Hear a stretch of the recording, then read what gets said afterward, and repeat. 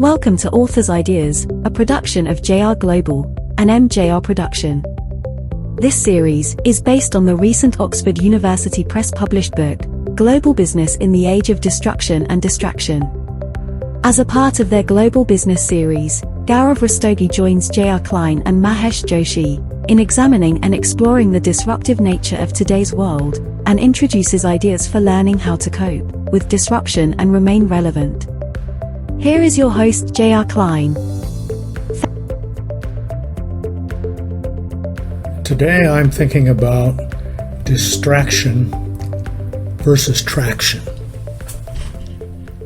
Some experts believe that the world is in the fourth stage of the Industrial Revolution, where the lines between technology and biology continue to blur.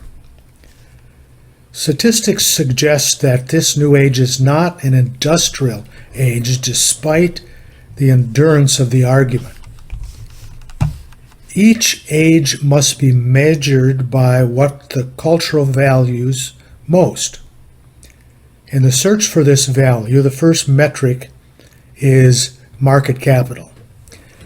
In 2011, the 10 largest global corporations were dominated by oil and gas industry. 6 of the 10 were oil and gas. In 2021, there was only one oil and gas company remaining, with 7 others being technology companies. This age of information and digitization could likely be called the age of distraction because of the distractive nature of these companies. Psychologists Matthew Kilsworth and Daniel Gilbert found that the human mind is wired for this state of continuous distraction. Humans exist in an environment of continual distraction. This insight has 2 enormous implications. Number 1, distraction is primarily a mind game. And number 2, to manage the distraction of digital life and be more focused, the path must include the development of new habits of effectively managing the cognitive power of attention more skillfully. Now, 40 years ago, tobacco companies were in the nicotine delivery business with full knowledge that the product was addictive.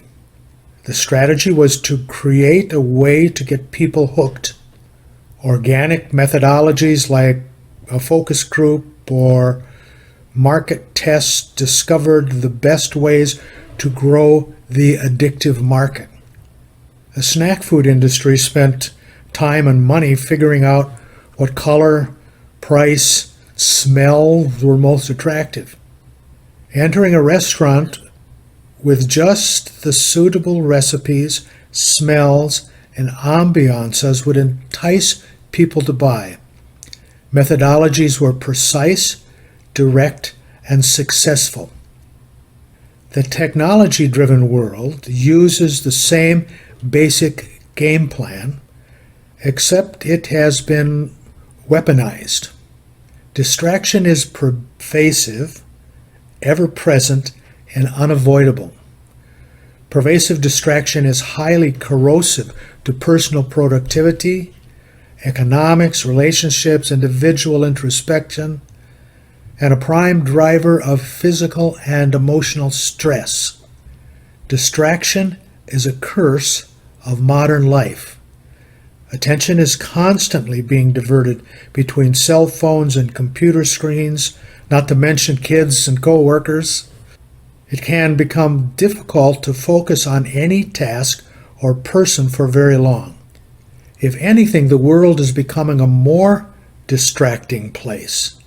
Technology is becoming more pervasive and persuasive, but helping tech companies change their way may take longer than expected. It may be better to adopt strategies to manage distraction. Distraction is not a permanent domain. There are varied strategies for training the mind to focus and pay attention. And many of these techniques are similar to those used by psychology. Dr. Jennifer Wild, University of Oxford Neurology, points to some common observations. Just as a distraction is addictive, a loop we get stuck in when we think about everyday interactions and tasks, changing these habits involves new sensitivities. Identifying the key message is to recognize the addictive thoughts and behaviors and activities transforms thinking. Changing thinking changes brain chemistry. Dr. Wild talks about the idea that emotional reasoning is dangerous. The process of recalibrating thinking is the key. Distraction captures attention and destroys performance. Traction is an action that moves toward a goal. Remember, distraction moves away from the goal. Traction moves us toward a goal. External or internal triggers cue all human behavior.